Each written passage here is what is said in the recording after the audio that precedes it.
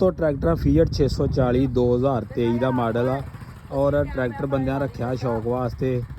तो भाई आसफ जट अपने भाई जिन्हों का ट्रैक्टर आप सऊदी अरब होंगे आ तो पहलों जो जमे पले ट्रैक्टर ही चलाते रहे तो बस इन्होंने शौक नहीं रखा तांदे जो कि बाहरों आईए तो आउंदियां सामने खड़ा हो तो दिल में सुकून होंदा।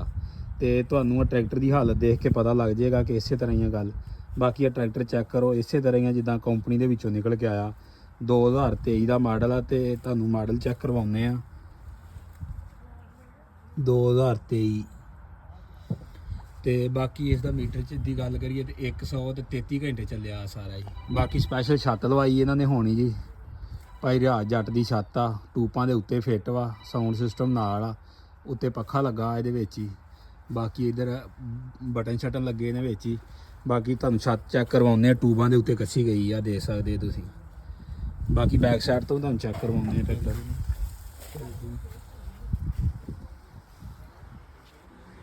बाकी अब बैक साइड ते डब्बा लगा जे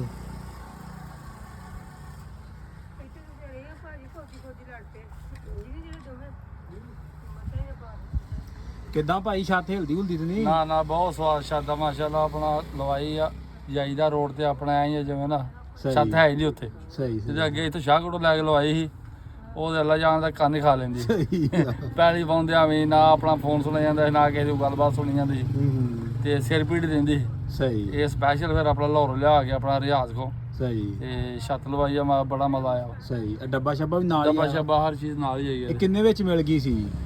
ਇਹ ਆਪਣਾ 1.5 ਕਹਿੰਦਾ ਸੀਗਾ ਤੇ ਉਹਨੇ ਕੋ ਥੋੜੀ ਜਿਹੀ ਸਾਨਾ ਪਿਆਰ ਮੁਹੱਬਤ ਕੀਤਾ ਸੀ। ਸਹੀ ਸਹੀ ਸਹੀ।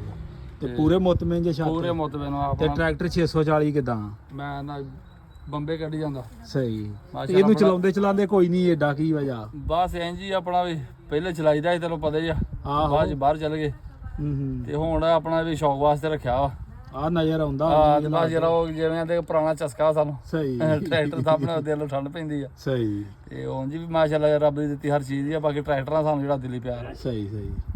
ਲਓ ਜੀ ਦੋਸਤੋ ਪਿਆਰ ਦੀਆਂ ਸ਼ੌਕ ਦੀਆਂ ਗੱਲਾਂ। ਔਰ ਸਾਡੇ ਇਲਾਕੇ ਦੇ ਅੰਦਰ ਜਿਹੜਾ ਫੀਐਟ ਦਾ 640 ਟਰੈਕਟਰ ਆ ਨਾ ਇਹਨੂੰ ਬਹੁਤ ਜ਼ਿਆਦਾ ਲੋਕ ਵਰਤਦੇ ਨੇ। ਤਕਰੀਬਨ ਹਰ ਘਰ ਦੇ ਕੋਲ ਹੀ ਜਿਹੜਾ 640 ਆ ਕਹਿ ਲਓ ਸਾਡੇ ਇਲਾਕੇ ਦਾ ਜਿਹੜਾ ਮਕਬੂਲ ਤਰੀਨ ਟਰੈਕਟਰ ਹੈ ਇਸ ਵਕਤ ਵੀ ਹੁਣ ਦੇ ਹਾਲਾਤਾਂ ਦੇ ਵਿੱਚ ਵੀ ਜਿਹੜਾ 640 ਆ।